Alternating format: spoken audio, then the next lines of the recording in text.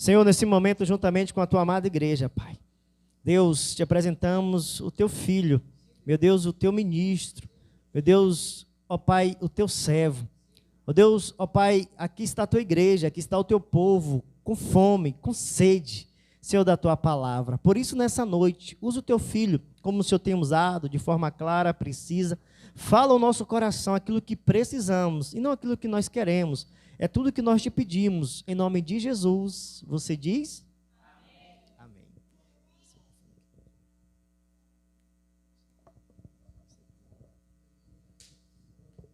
Eu cumprimento a todos com a paz de Jesus. Eu sou grato ao Senhor pela oportunidade de estar aqui, juntamente com a minha esposa, meus filhos, a irmã Betânia, Bernardo, Caleb, a convite do evangelista Rodrigo Reis. Sou grato por rever o pastor Rogério, meu xará. Tinha bastante tempo mesmo que a gente não se via. E vir aqui para mim é um privilégio e um presente. Como ele disse, nós já atravessamos a Macedônia, né? Mas eu creio que esse povo já foi socorrido. Nós só vamos acrescentar aquilo que Deus quer para a vida de vocês. Primeira coisa que a gente vê quando a gente chega em uma igreja é o zelo com a obra. E aqui nós percebemos isso. E a Bíblia diz para a gente examinar tudo e reter o que é bom. E eu confesso, irmãos, que eu fiquei admirado desde a entrada, né? A primeira coisa que a gente vê quando entra aqui é aquela mesinha no canto ali, né? A gente já vai entrando, desde os pequenos detalhes, as primeiras coisas do quadro que vocês colocaram o tema, todas as coisinhas no seu devido lugar. Ali teve, se empregou de fazer algo bom, algo diferente, né? E eu louvo a Deus pela vida de todos os irmãos, as esposas dos nossos irmãos que estão aqui. Nós temos uma missão essa, de uma vez mais falar da palavra de Jesus, e é um texto bem contemporâneo, embora sido escrito há muitos anos atrás, mas o texto nos dá uma garantia daquilo que... Muito obrigado, minha irmã. Que a gente está no caminho certo daquilo que Deus quer para nossas vidas.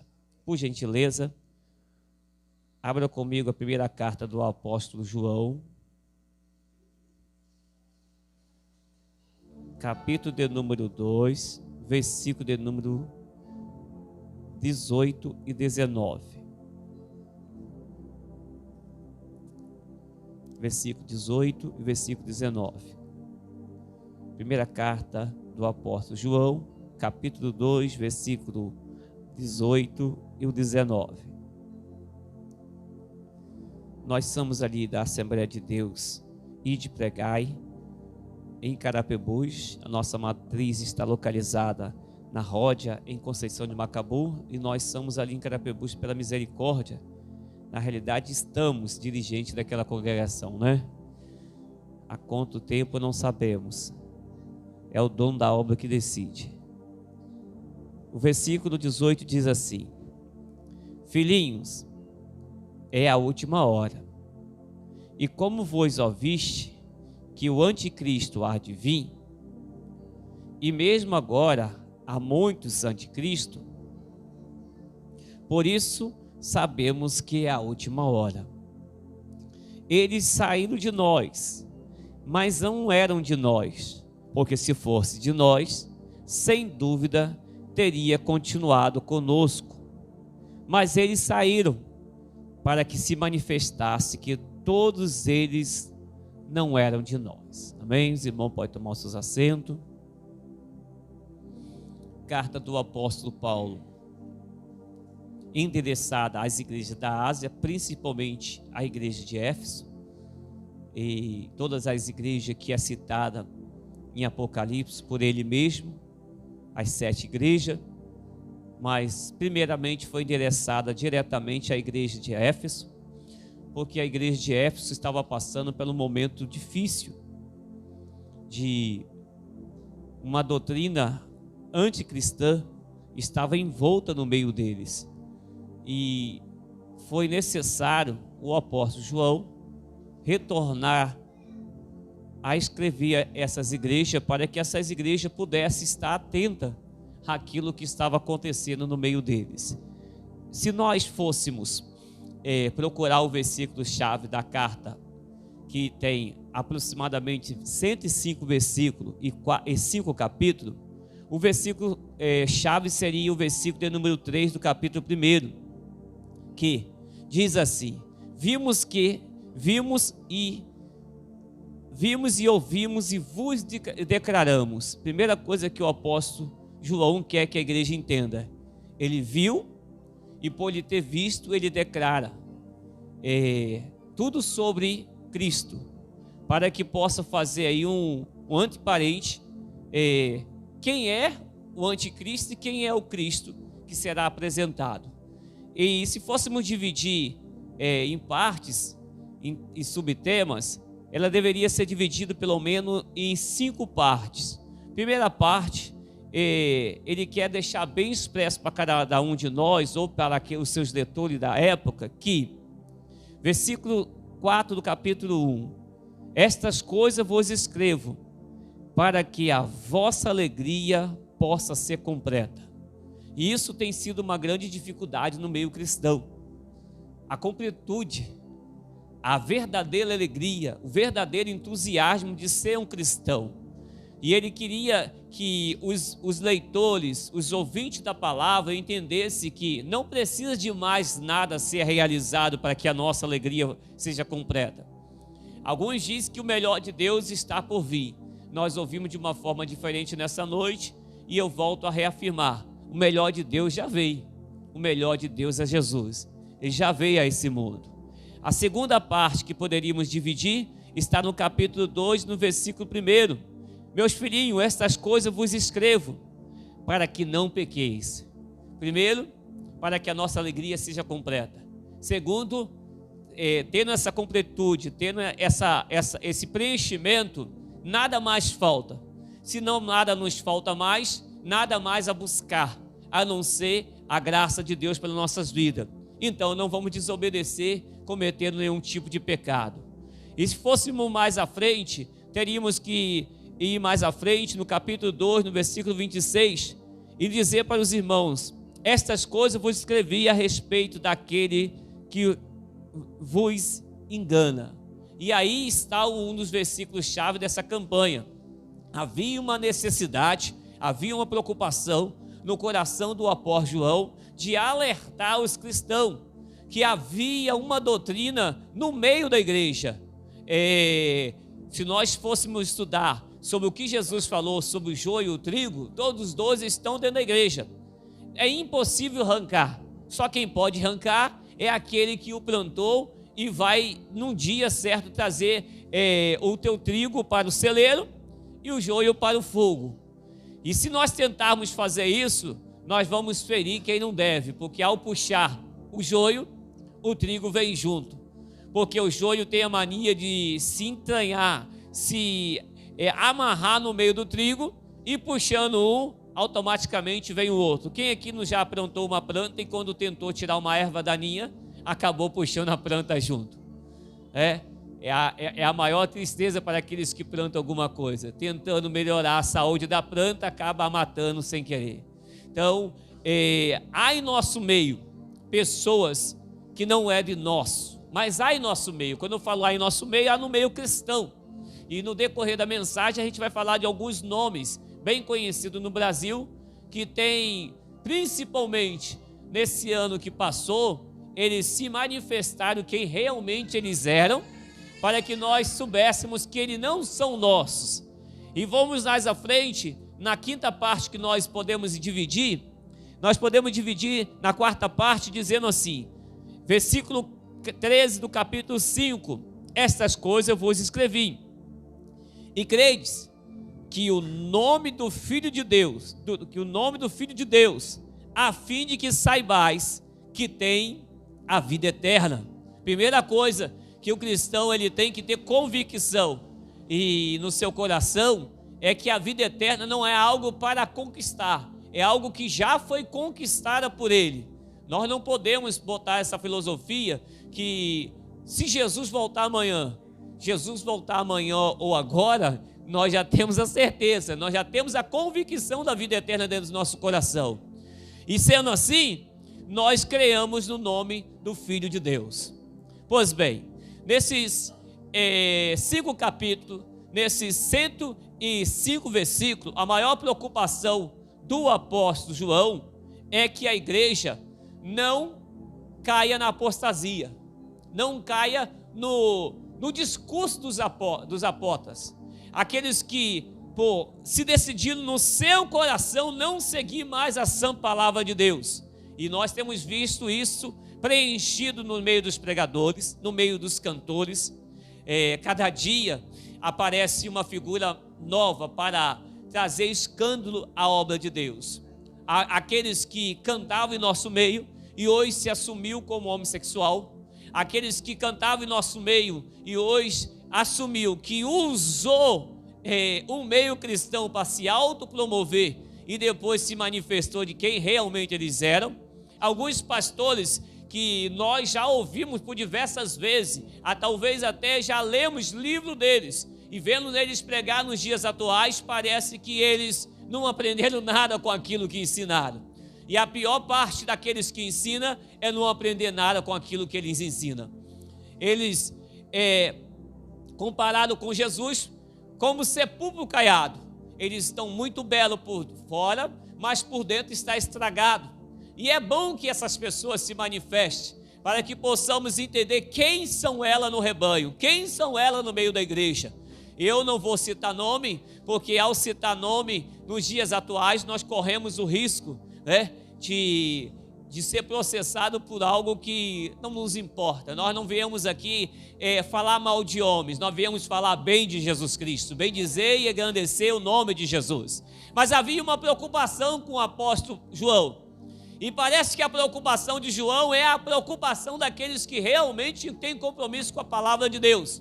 É o evangelho que realmente apresente o Cristo que foi crucificado, o Cristo que foi ressuscitado e o Cristo que vai voltar para buscar a sua igreja.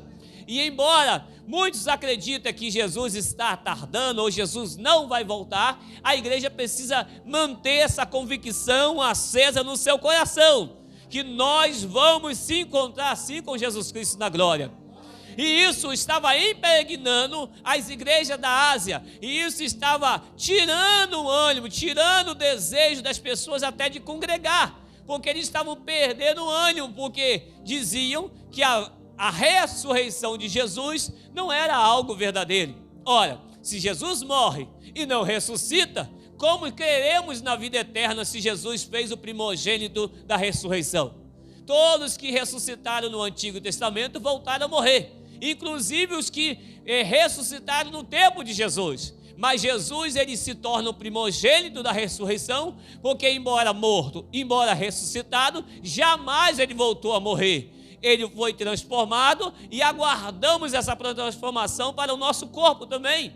A Bíblia diz, olha, aquilo que é corruptível vai ter que ser revestido da incorruptibilidade, aquilo que é mortal vai ter que ser revestido da imortalidade, para que se tornarmos aquilo que realmente deveríamos ser. Então, quando o apóstolo João, ele apresenta o versículo de número 18, e é a primeira vez que a palavra anticristo aparece em toda a Bíblia, e inclusive em todo o Novo Testamento, ele vai dizer que há um que é antes em todos os aspectos. É antes porque Jesus ainda não estava vindo, é antes porque tudo que ele prega é contra aquilo que Jesus pregou, é antes porque ele vive de uma forma totalmente diferente daquilo que Jesus vivia, e ele acaba afirmando que já havia alguns que já estavam se manifestando como anticristo no meio deles, porque negava a doutrina da ressurreição, negava a doutrina da purificação no sangue de Jesus, negava a convicção do cristão tem na pessoa de Jesus Cristo. E ao negar isso, eles negam a principal mensagem do cristianismo: eu sou o caminho, eu sou a verdade, eu sou a vida, e ninguém vem ao Pai a não ser por Jesus. Ora, segundo as filosofias humanas que ouvimos nos dias atuais, todos os caminhos levam a Deus. E eu concordo em partes. E em parte eu discordo. Todas as religiões levarão a Deus, mas só uma levará à salvação, que é o cristianismo, que é Jesus Cristo, que é o caminho, que é a verdade, que é a vida, e só nele obteremos a salvação. E o apóstolo João, ele tinha essa convicção no seu coração. No ano 90, após Cristo, ele está ainda pregando, ele está ainda anunciando, mesmo na sua velhice, ele está ainda convicto que aquilo que ele ouviu de Jesus, quando ele era bem mais novo, estava ardente no seu coração, como se fosse algo atual. E o que mais nos dói, principalmente nós que estamos diante de um trabalho da obra de Deus, é que nós pregamos no domingo, quando chega na quarta, o fogo já acabou. Nós pregamos na quarta, quando chega no domingo, o fogo já acabou. As pessoas não conseguem se manter acesa, não conseguem se manter motivada, não conseguem ter resiliência, não conseguem ter firmeza no cristianismo. Você prega, você soa, você luta, você ora, e quando você encontra a pessoa no outro dia, ela não consegue assimilar aquelas palavras para dentro de si. E o irmão ontem estava ministrando no culto de ação de graça para a nossa campanha, conquistando o impossível. Quarta-feira, falando sobre impossibilidade, mostrando o que Deus fez e o que Deus faz. E quando você conversa no outro dia com a pessoa, parece que ela não estava lá. Parece que ela não criou aquela expectativa. Olha, se aconteceu na vida do irmão Rodrigo e na vida do irmão Rogério, pode acontecer na minha também. Se ele perseverou e recebeu a vitória, eu também posso receber. Eles olham que é possível Deus fazer na vida de uns, mas não na vida deles. Então, a maior preocupação do apóstolo João é com aqueles que não têm convicção daquilo que têm crido. Quando nós falamos de cura nos dias atuais, as pessoas, eu creio, mas não crê para si, não crê para que possa ele mesmo receber. Ele crê que Deus pode fazer na vida de qualquer outra pessoa, mesmo na dela mesma. E uma coisa que eu botei no meu coração, eu só falo aquilo que creio. Eu jamais vou pegar de cima de uma tribuna ou em uma oportunidade de falar em algo que eu não tenho convicção que possa acontecer na minha vida primeiro, para acontecer na vida dos irmãos. Porque senão se torna uma mensagem vazia, se não torna uma mensagem sem alicerce, se não torna uma mensagem sem fundamento. E o único fundamento que tenho é que Jesus Cristo disse para mim que estaria comigo todos os dias até a consumação do século. Filhinhos, é já a última hora. Eu lembro que no ano de 2001, quando eu aceitei a Jesus, e um dos congressos de adolescentes daquela época foi esse tema.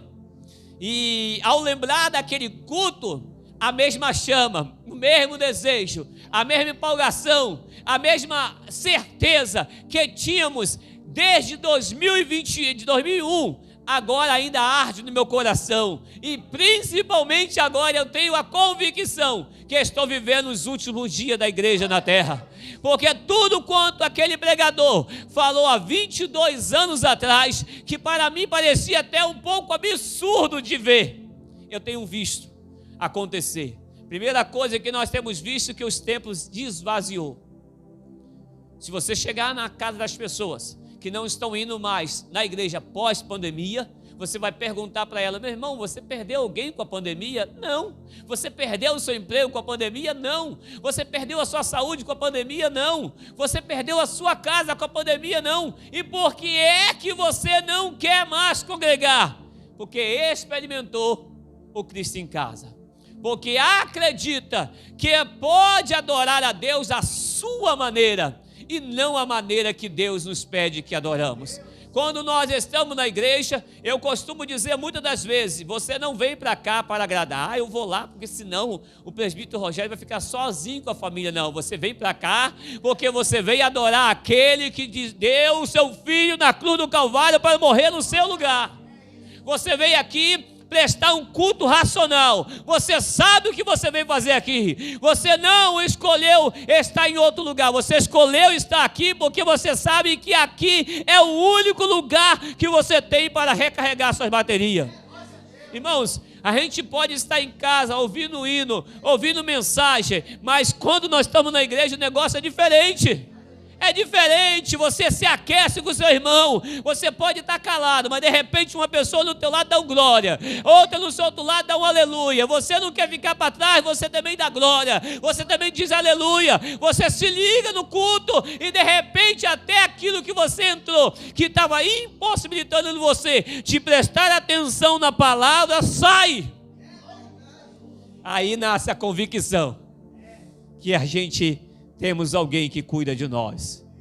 E o apóstolo João, ele diz, é a última hora. É a última hora. E se nós olharmos para a política, isso é verdade. Se nós olharmos para a economia, isso é verdade.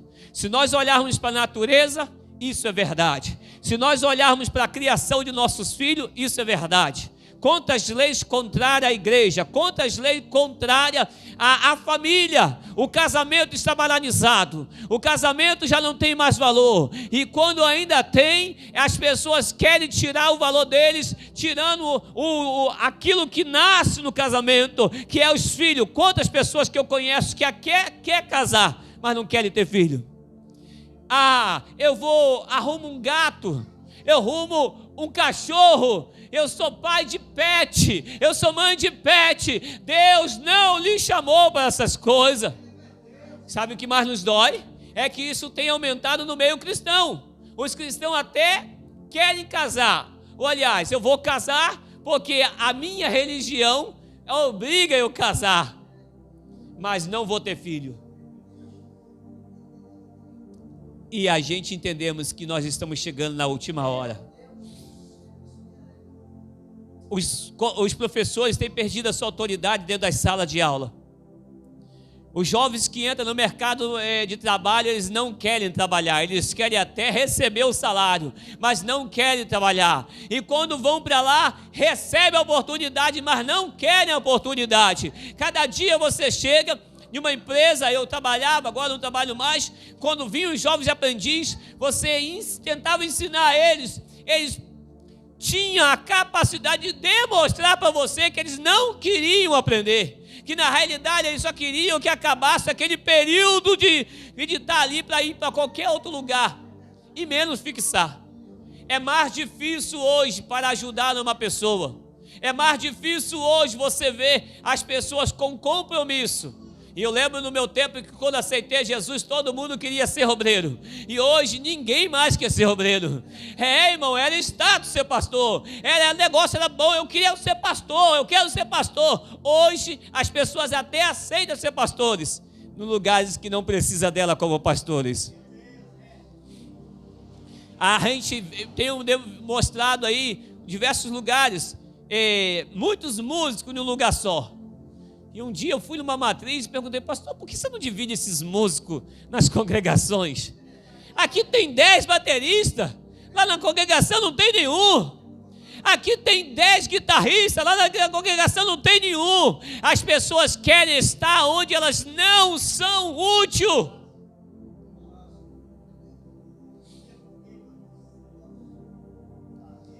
Tem pregador de monte.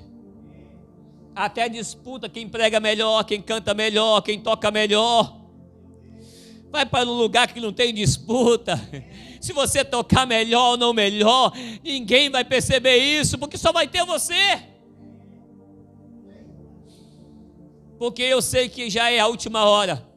Porque tudo quanto a Bíblia nos diz que aconteceria nos últimos dias, acontece. Pessoas amantes de si mesmo, não obedientes aos pais, presunçosos, gananciosos, usurpadores, maledicentes, injusto.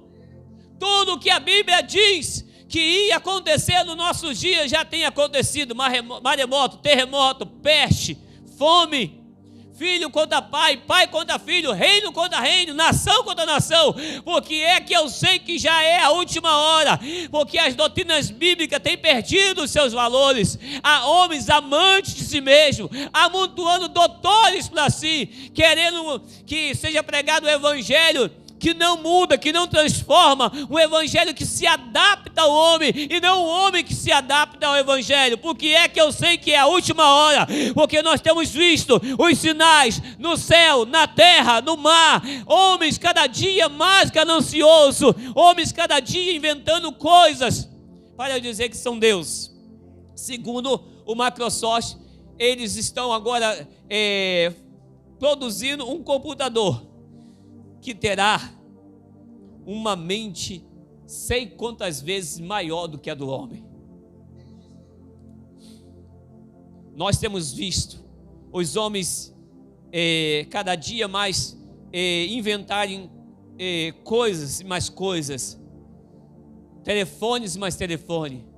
Antigamente o telefone só servia para ligar, aí de repente botaram a mensagem, aí colocaram o joguinho. Aí agora o telefone não serve nem para jogar e nem para ligar, e muito menos para enviar mensagem. Agora é a nossa televisão na tela. Seja sincero, quantas vezes você liga no seu telefone no dia? Mas quantas vezes você liga, se mexe no seu WhatsApp? Seja sincero, você esquece a sua carteira em casa, mas se você esquecer o seu telefone, você volta para buscar.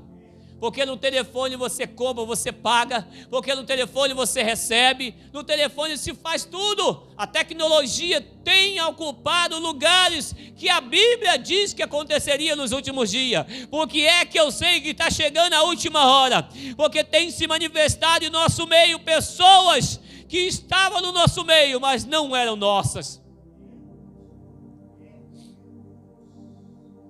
Quantos já não estão nem mais se escondendo, já estão mostrando realmente qual é o seu propósito, qual é o seu querer. Eles saíram de nós, mas não era de nós. Cantava conosco, pregava conosco, orava conosco, evangelizava conosco, mas não era de nós. Como tem difícil pregar a palavra de Deus, porque a palavra de Deus parece que se tornou algo amargo na boca dos ímpios, amargo até na boca dos crentes. Como é difícil você olhar um texto como esse em uma campanha. Eu fiquei perguntando a Deus, uma campanha, em um texto meio que traz apologético, né? É a defesa da fé, é a defesa do que é certo, é a defesa daquilo que realmente é certo, e não é uma campanha. Vem aqui na frente que você vai receber a sua casa, o seu carro. Vem aqui na frente que a porta de emprego está aberta para você. Vem aqui na frente que vai chegar uma pessoa com um caminhão cheio de alimento na sua casa. Não, está dizendo para a pessoa, é a última hora. Se prepara, se conserta, se consagra, volte para o lugar que você não deveria ter saído, creia naquilo que você nunca deveria deixar de crer, fica naquilo que Deus te mandou ficar. Porque é que eu sei que é a última hora? É porque os ímpios estão tendo mais temor do que os crentes. Quando você vai convidar uma pessoa, ele diz assim, eu vou na sua igreja quando eu comprar uma roupa, porque eu entendo que igreja é lugar de roupa adequada. Aí você chega na igreja, as pessoas que deveriam estar se adequando àquilo, elas estão cada dia mais nuas dentro da igreja. A vaidade, e não é só as mulheres, me desculpa, cada dia mais os homens estão mais sensualizando o seu próprio corpo. Cada dia mais os homens estão querendo mostrar a sua nudez. Porque antigamente você olhava uma mulher e falava assim, meu Deus, essa roupa não tá muito transparente, não está apertada, essa roupa não está anticristã. Agora você olha para os homens e você não sabe nem mais o que falar. Porque é que eu sei que é a última hora. É porque se você falar com essas pessoas isso, ela diz para você tomar conta da sua vida. Porque ninguém quer vir para aquilo que é certo. Pregam uma palavra, cantam louvores que coloca Jesus como marido, quer alcançar a sua sandália, vestir a sua camisa. Chama o nosso Deus de você. As pessoas querem ver Jesus, mas querem ver Jesus sem santidade, querem ver Jesus sem separação do pecado, querem ver Jesus andando com a mesma coisa que o mundo anda. Você encontra a pessoa na igreja, encontra ela na rua, não é a mesma pessoa que você encontrou na igreja, é outra pessoa. As pessoas têm dois tipos de guarda-roupa, um para vir para a igreja e outro para andar na rua. Eles não entendem que o cristão, ele precisa ser cristão dentro da igreja, fora da igreja. Por que é que eu sei que é a última hora? Porque o tic-tac está cada dia mais alto em nossos ouvidos. Você percebe isso a cada instante, a cada momento. Você prega o evangelho para uma pessoa, ela fala assim: eu sei isso aí, eu sei isso, eu sou filho de crente, minha mãe é líder de círculo de oração, meu pai era pastor, e por que é que você está nessa vida aí? E ela coloca 1001 motivos, e nenhum são aceitáveis, e nenhum são toleráveis. As pessoas acreditam que colocando a culpa nos outros, escaparão do juízo final, escaparão da condenação eterna. Mas a Bíblia manda: arrependa-te, confessa o seu pecado, volte a praticar as primeiras obras, volte ao primeiro amor. O apóstolo João estava preocupado com uma igreja rica, cheia de dons, cheia de recursos, mas sem a presença de Deus, sem a graça de Deus, sem o amor de Deus para com o próximo, sem a graça de Deus de estender as mãos para aquele que está caído. Por que é que eu sei que é a última hora? Porque aqueles que estavam em nosso meio têm se manifestado que não era nosso. Um tempo atrás, eu ouvi um louvor dentro da nossa igreja e falei com a moça que aquele louvor era anticristão. E pior ainda, aquele rapaz não era cristão. Meses depois, aquele rapaz se assumiu como homossexual. E a mesma menina que não entendeu, que achou esquisito eu ter falado aquilo, veio falar: você parece que estava prevendo o que ia acontecer. Eles não estão escondendo mais. Eles estão até com louvores cristãos na boca, mas o seu jeito não é de cristão. O seu modo de se comportar não é de cristão. O cristianismo está banalizado, está cada dia mais difícil de olharmos para a palavra de Deus e pregarmos. Nós, por onde temos passado, temos falado de um Jesus que é vivo, que é santo, que é puro, que vai voltar para buscar a sua igreja. Nós temos falado de uma promessa que foi feita há mais de 2000 anos atrás e está a ponto de se cumprir. Nós temos falado de uma promessa que nos diz respeito a nós, mas também diz respeito ao mundo. Assim como Noé pregou 120 anos, imagine, irmãos, Noé pregar 120 anos, construindo aquele grande barco, aquela grande arca, fazendo tudo quanto Deus mandara, mas ainda pregando, ainda tendo um amor para aquelas pessoas, não pensando só em sua família, não pensando só em si, mas querendo que outras pessoas também alcançassem a salvação. E eu costumo dizer que como não falar de algo bom como a salvação, de como não testemunhar aquilo que Jesus tem feito em nossa vida, se o que Jesus fez na nossa vida realmente mudou a nossa trajetória. Irmãos, realmente mudou, irmãos, realmente mudou. Ano de 2001, 2 tentativas de suicídio. A terceira vez eu me joguei dentro do mar e a onda me jogou para fora, bêbado, embriagado, saí todo arrumadinho, toda roupa de marca, sandália de marca, camisa de marca, dinheiro no bolso, um monte de amigo, bebendo, fumando. De 16 para 17 anos, com a vida já toda destruída. Do nada, eu vou me matar. E meus amigos: como é isso, rapaz? Você vai me matar? Eles não acreditaram. Vieram atrás de mim, eu disfarcei e eu tentei me matar. Por 3 vezes naquela noite. 2 eu consegui me jogar e o mar me jogou para fora de novo. Na terceira vez que eu tentei me entrar para me matar, a onda me jogou lá fora. E eu, bem destruído, eu falei: Deus, já que o Senhor não quer que eu morra, então mude a minha vida. 22 anos se passou. E eu posso mostrar para vocês com tantos testemunhos o que Jesus fez nesses 22 anos. Primeiro me deu uma nova veste. Me deu um anel para colocar em meus dedos. Uma sandália para colocar em meus pés. Fez uma festa porque eu estava perdido e fui achado. Estava morto e revivi, porque eu já te conheci o Evangelho. E eu posso dizer para você com toda a convicção no meu coração: o que Jesus fez está feito. Ele não se arrepende. Ele não muda. Ele não mudou. Ele está fazendo hoje, nesse exato momento, pessoas que aos meus olhos, aos teus olhos, vim para Jesus e se arrepender de todo o coração. Não, irmãos, eu não entro numa congregação dessa e fico preocupado com a quantidade de pessoas que está aqui dentro, não. Sabe, a minha preocupação é quando eu entro em uma grande igreja e não vejo a presença de Deus. Certa feita eu fui numa grande igreja pregar e o Espírito Santo falou assim: eu não estou movendo aqui dentro. E eu falei: Jesus, o que eu estou fazendo aqui então? E naquele dia em diante eu comecei a prestar atenção nos convites.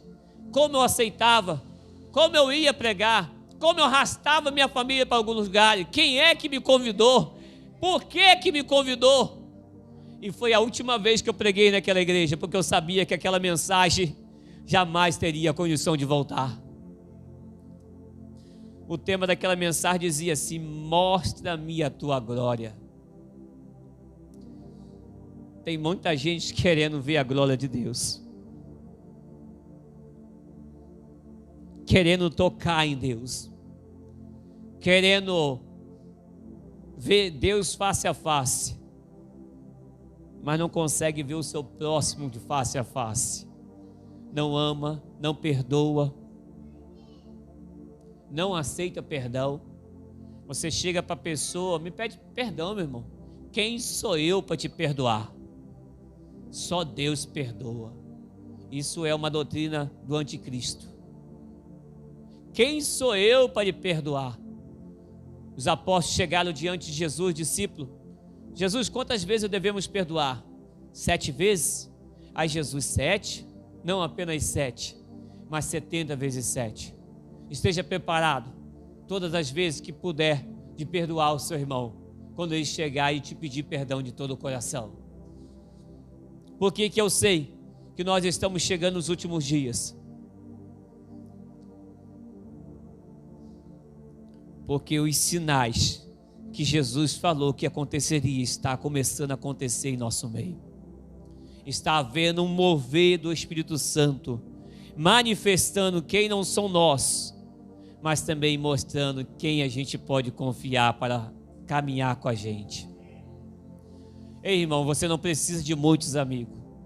Quem dera é que você não tenha muitos, porque no corre-corre que a gente não vai conseguir manter. Mas se você tiver pelo menos 5, que você falar assim: eu preciso que você ore comigo. Ele falou: já estou orando aqui. Você falou que eu preciso de oração, o Espírito Santo já me colocou para orar por você. Irmão, você está pensando em alguém, de repente o telefone toca.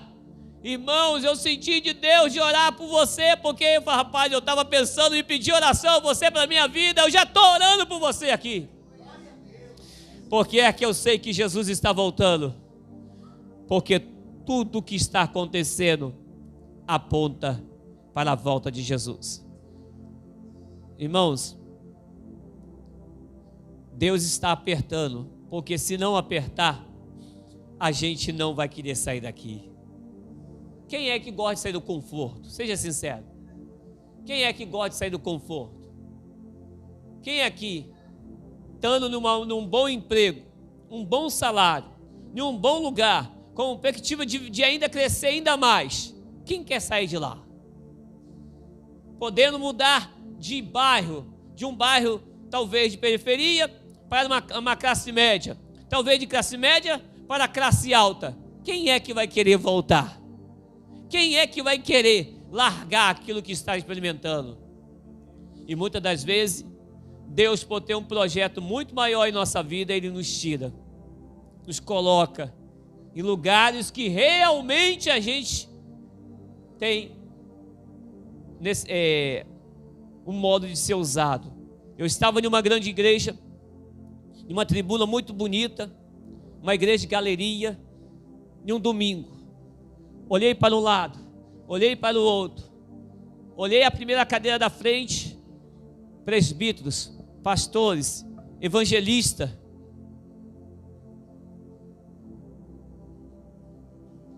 O que eu estou fazendo aqui? Sabe quando você sabe que Jesus está às portas? É que quando você sente a necessidade de fazer algo por alguém e você fala, eu estou aqui, eu estou me sentindo inútil, eu preciso fazer algo por alguém, eu preciso sair da minha zona de conforto, eu preciso falar de Jesus. Jesus está à porta. Talvez o meu vizinho ainda não ouviu falar de Jesus, talvez o meu companheiro no emprego ainda não ouviu falar de Jesus, e aproveita todas as oportunidades, irmão, até quando não é favorável a você. Eu lembro que eu estava no Engenho da Praia trazendo uma escola dominical, e um amigo pediu para mim, ele ia viajar, e eu fui sair de Carapebus, vim da escola dominical, estou no ponto do Lagomar, esperando o ônibus, e de repente 2 jovens se apresentam, e dentro do meu coração eu falei assim, esse jovem vai me assaltar. Eles podem até me assaltar, mas eles vão ter que levar algo junto com eles. Quando o rapaz chegou perto de mim, eu perguntei a ele, você conhece Jesus? Ele deu 2 passos para trás e sentou no meu lado. Eu comecei a falar de Jesus para ele, e o outro que estava no lado estava desinquieto, porque eles queriam fazer algo rápido e ir embora. E eu segurei o jovem, comecei a falar de Jesus para ele. Eu te digo uma coisa, tem uma mãe em casa que chora por você, e aquele jovem começou a chorar, e digo mais, e você precisa voltar depressa, porque aonde você está não é o seu lugar. Eu comecei a falar de Jesus para aquele jovem. De repente meu ônibus parou lá no primeiro ponto lá. Eu falei, eu estou indo embora, mas a palavra que eu tinha para você já foi dada, é a sua escolha. Entrei dentro do ônibus e fui para casa, e aquele homem começou a falar com aquele jovem, e antes de ele vir me apresentar o assalto, eu apresentei a Jesus a ele. Você tem, meus irmãos, você tem uma opção: ou você cede o acontecimento, ou você reage e sai vitorioso. Irmãos, você tem a opção. Quando a pessoa vir para cima de você e você precisa sair daquilo, você tem que reagir, mas reagir como cristão. Porque é que eu sei que é a última hora? É porque nós estamos falando sobre a última hora.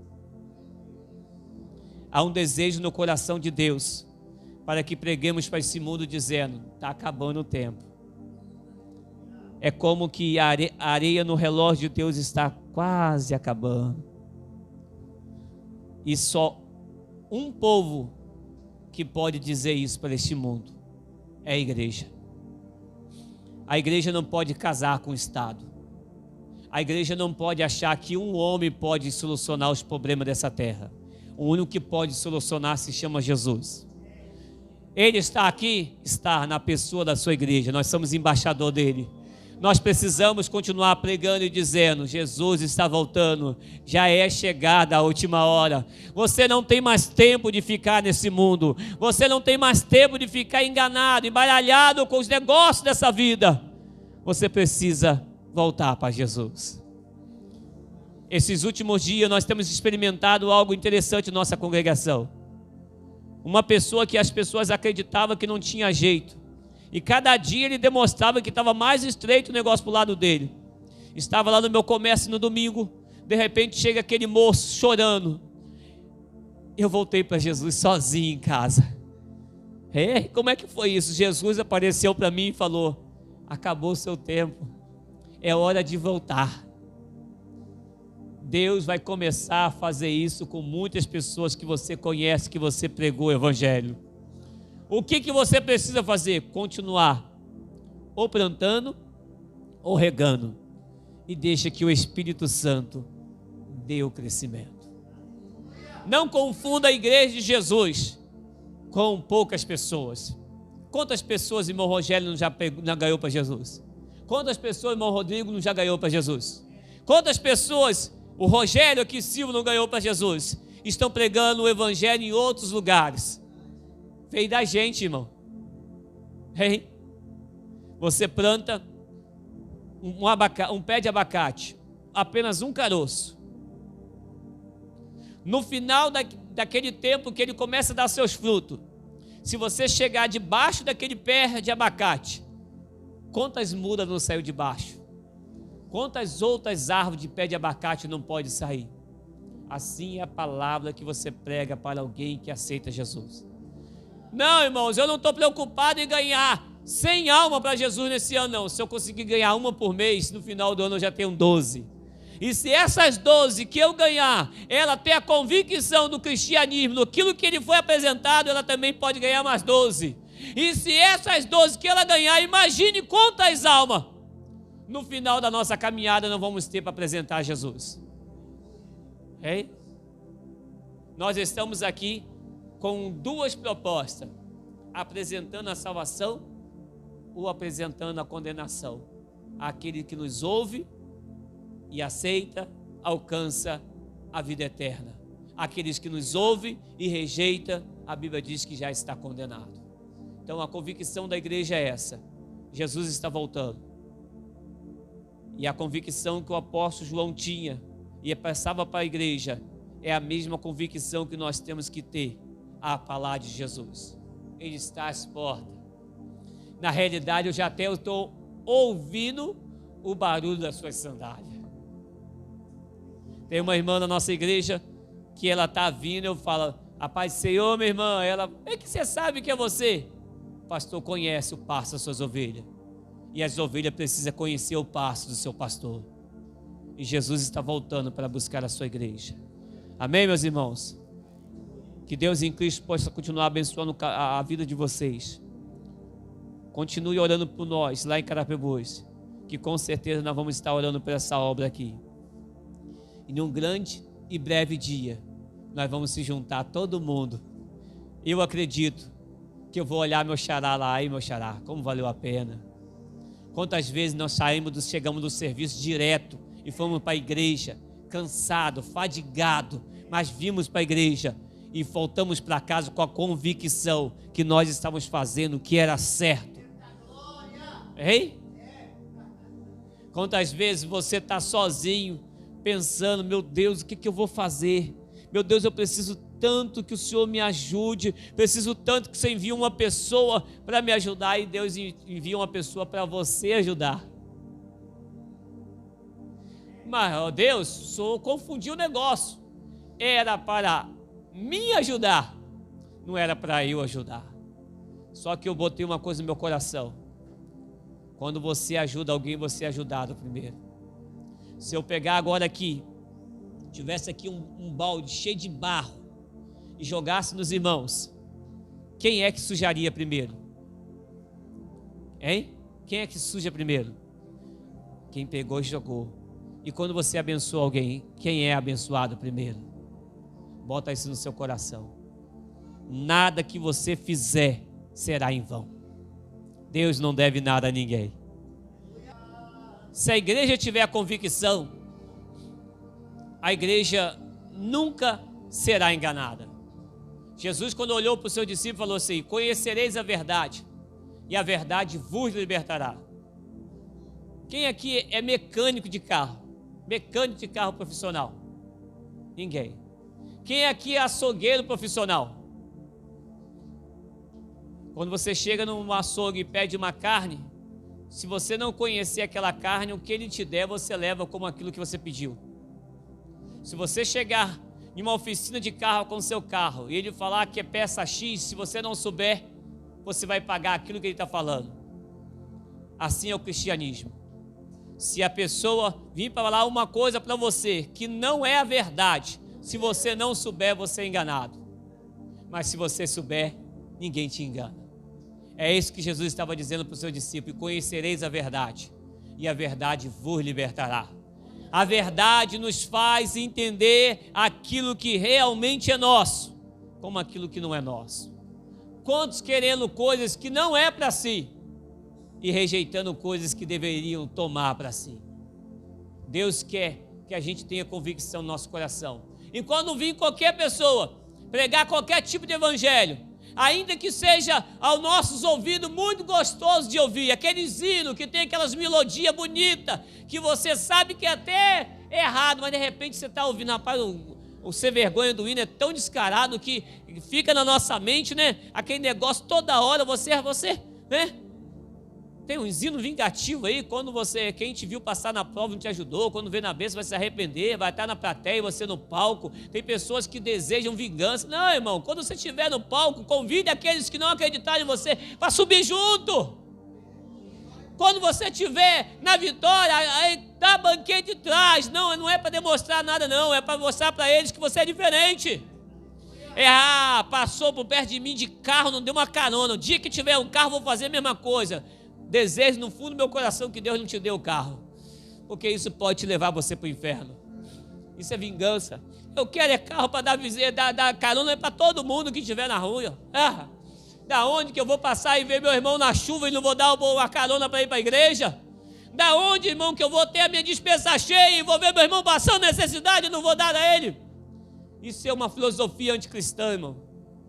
É os anti que estão em nosso meio, mas estão se manifestando para que a gente saibamos que não é nosso. Esse tipo de mensagem vingativa, esse tipo de hinos vingativo, tira do seu meio, tira do seu vocabulário, coloca aquilo que realmente a Bíblia fala para você. Ame, perdoe, continue caminhando, continue crendo, continue acreditando. Se tem uma pessoa que não pode desistir dessa obra, é quem começou essa obra aqui. Mas não dá ninguém. Quem disse que não dá ninguém? Quem disse? Se nossos filhos caminhar com a gente na igreja, a gente conseguir levar eles na igreja o tempo todo, nós já estamos ganhando alguém para Jesus. A menininha bem aqui, ó, fazendo, vocês louvando aqui, ela fazendo a coreografia dela, hein? Ela pegou para louvar e ela fazendo a coreografia dela, ela está entendendo. A mãe pegou a menininha no colo, a mãe cantando e ela cantando no lado.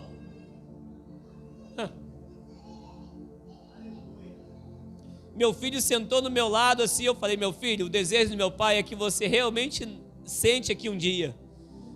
O desejo do meu pai é que você seja um presbítero, um evangelista, um pastor. Você quer isso para você? Claro, pai, eu quero. Se eu conseguir viver para ver isso, eu cumpri minha missão. Você cumpriu a sua missão. Você vê seus filhos casar na igreja, você vê os seus filhos querer ser obreiro, querer ser obreira, querer fazer a obra de Deus que você faz. Você cumpriu a sua missão. Vai ser um engenheiro, vai ser um médico. Amém. Mas se eles quiserem fazer aquilo que a gente já faz hoje na igreja, nós cumprimos nossa missão também. Querido Deus, obrigado, Jesus. Obrigado, meu Pai, por firmar essa convicção no nosso coração, que já é a última hora. Isso quer dizer também, Senhor, que, como diz Apocalipse, não haverá mais choro, não haverá mais pranto, não haverá mais dor, não haverá mais luto, não haverá mais perda.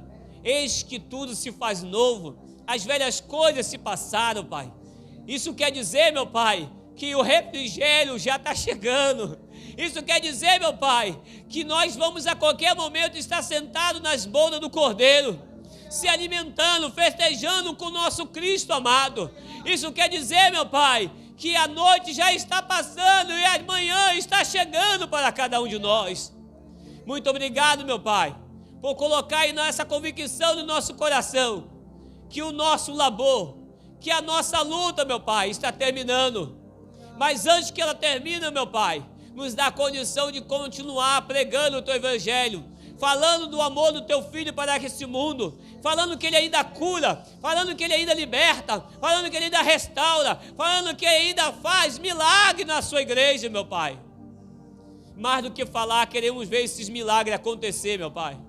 Pai, se por misericórdia, nos usa, meu Pai, como canais para esses milagres acontecer no meio da Sua igreja. Se entrou alguma pessoa enferma nessa noite, que ela possa sair daqui curada. Se entrou aqui alguma pessoa preocupada, cabisbaixa, esmorecida, ou se está ouvindo alguém essa voz, meu Pai, desse microfone, meu Pai, o som chegar ao seu coração, que estava no seu coração de se matar, de suicidar, de tomar um veneno. Ah, meu Pai, de entrar debaixo de um carro, pegar uma corda e colocar no teu pescoço. Espírito da morte, seja repreendido agora em nome de Jesus. Que nossos vizinhos, que o nosso vizinho da direita, da esquerda, de trás, da frente, venham ser curados, venham ser libertos, venham ser restaurados o seu casamento. Que os teus filhos venham ser prósperos, que a sua casa venha ser próspera. Bendito venha ser o entrar, bendito venha ser o saíres, bendito venha ser na cidade, bendito venha ser no campo. Oh Deus, muito obrigado pela oportunidade de falar do teu amor na noite desse dia. Muito obrigado pela vida de cada um que entrou aqui por essas portas. Muito obrigado pela vida do meu irmão, meu Pai, que se propôs nos trazer aqui de carro e nos esperar para nos levar de volta, meu Pai. Meu Deus, supre a cada uma das suas necessidades, meu Pai. Seja ela espiritual, seja ela material, seja ela sentimental, seja ela na saúde, seja ela na área familiar, meu Pai. Meu Deus, eu creio, meu Pai, que o Senhor tem uma grande promessa na vida do meu irmão. E por isso eu continuo, Pai, orando e intercedendo por ele, em nome de Jesus. Muito obrigado, meus irmãos, nessa noite. Que Deus em Cristo vos abençoe.